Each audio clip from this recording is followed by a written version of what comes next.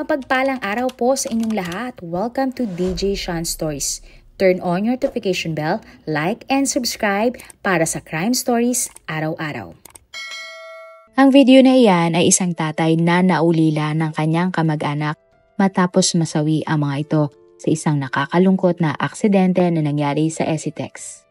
Ang kwento natin ngayon, alamin natin kung ano ang buong pangyayari sa insidente ng Esitex, sino-sino ang mga biktima, sino ang suspect at ano ang mga posibleng dahilan kung bakit humantong ang lahat sa nakakalungkot na insidente na ikinagulat nga ng buong Pilipinas.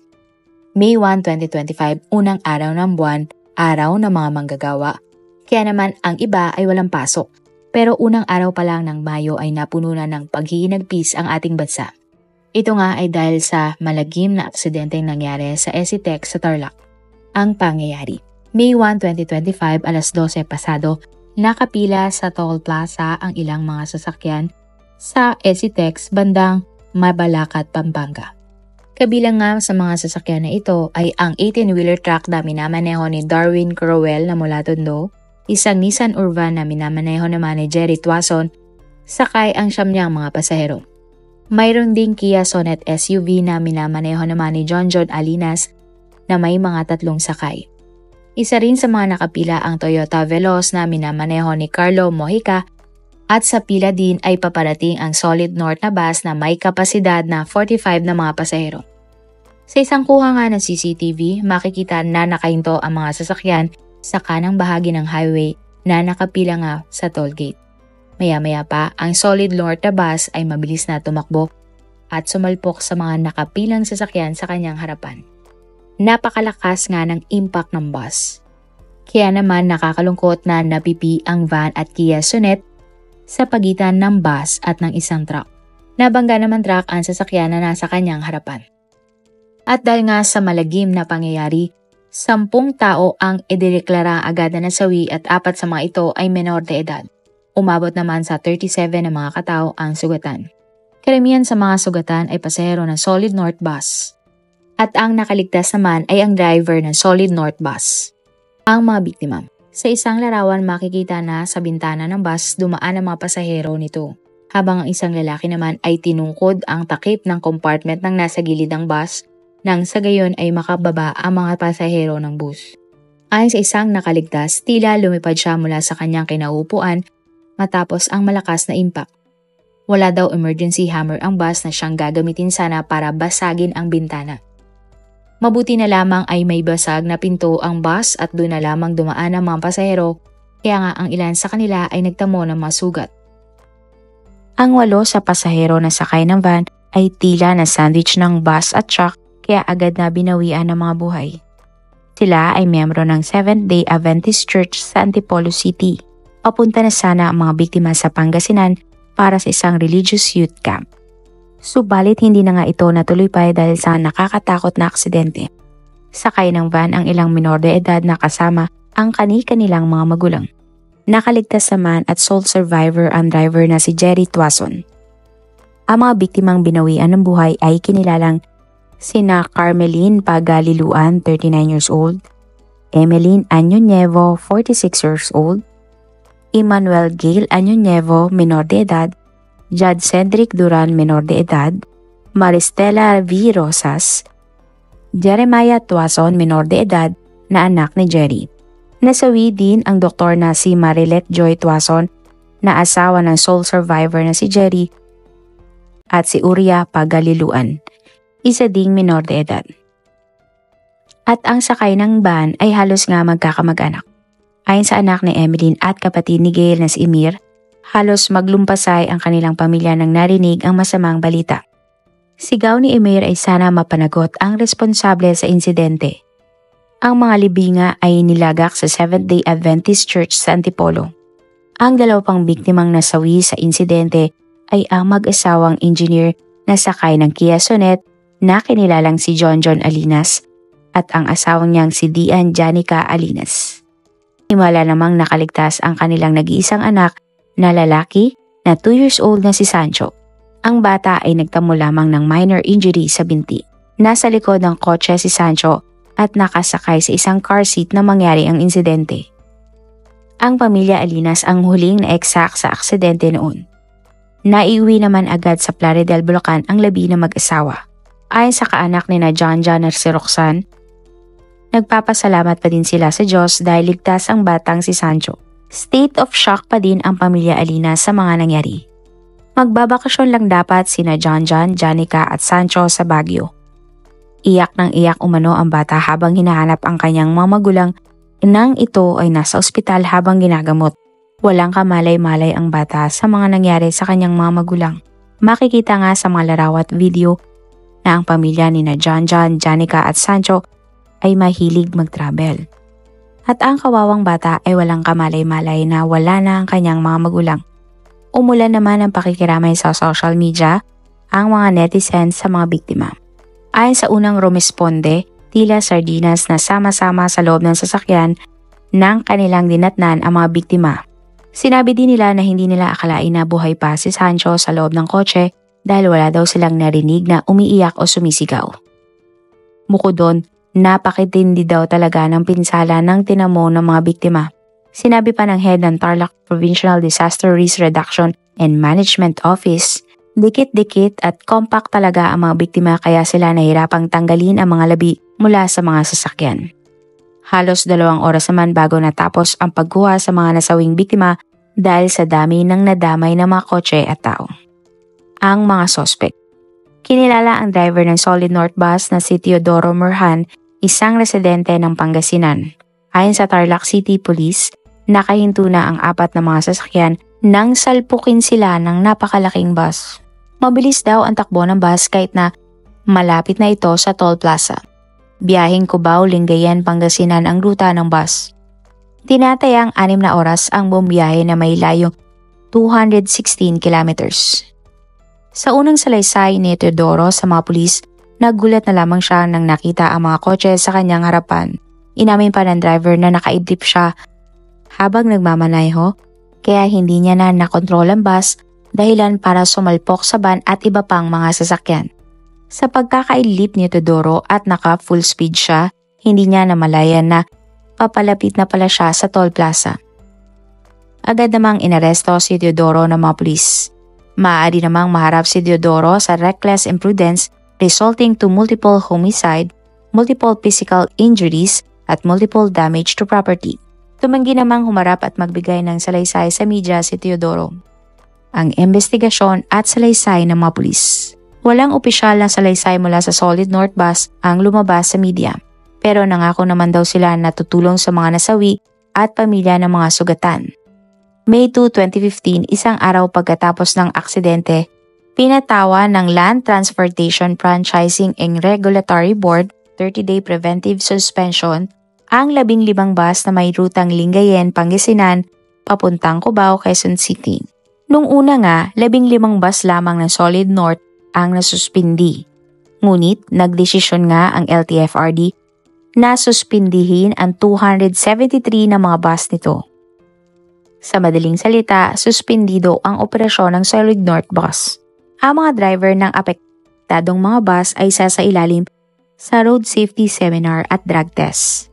Ang mga bus unit naman ay kailangang pumasa sa roadworthiness inspection. Bibigyan naman ng Passenger Accident Management and Insurance Agency ang mga pamilya ng nasawi ng tig for 400,000 pesos kada individual. Maging ang ilang nasugatan sa aksidente ay makakatanggap din ng compensation. May ipafile din ang kapulisan ng civil case laban sa Solid North Bus. Agad ding nagbaba ang LTFRD ng show cause order laban sa Solid North Bus. Inutusan ang kumpanya ng ahensya na magpaliwanag kung bakit hindi dapat sila tanggalan ng Certificate of Convenience matapos nga ang aksidente. Ang certificate ay ang legal right to operate land transportation services for public use. Pinapadalo nga ang kumpanya ng bus sa isang hearing. Kapag napatunayan na may gross negligence sa parte ng Solid North Bus sa hearing, maaaring ma-extend ang kanilang 30-day suspension o di kaya tuluyan na silang mawala ng prangkisa. May 2, 2015 din nang isinailalim ang driver na si Teodoro sa alcohol test at negatibo naman siya dito. Subalit tumanggi ang driver na sumailalim sa drug test ng araw na yun. Pero kinabukasan siya ay nagpa-drug test at nagnegatibo naman ang resulta. May 5, 2025 naman nang lumabas ang balita na permanente nang nirevoke ng Land Transportation Office ang lisensya ng bus driver na si Teodoro. Hinaing ng mga naiwang pamilya. Walang tigil sa pag-iyak ang lalaki na si Elmer Añoñevo, ama at asawa ng dalawang nasawi habang nagsasalita sa isang interview. Ang kanyang misis na si Emmeline at ang anak niyang si Gail ay sakay ng van na sinalpok ng bus. Pinapikapal kong anak ng punso ko. Sige, asawa ko. Ito nga ang pag-alis nila. Sabi niya, Papa, tatawag ka sa akin ha. Pag hindi ako tatawag, naging... At yun nga daw ang kanyang mamimiss. Madalas nga ang sabihin ng kanyang anak sa kanya, sasabihin, love na love kita, Papa. Kahit anong mangyari, hindi kita iiwan. Hanggat sa magtanda ka, alagaan kita.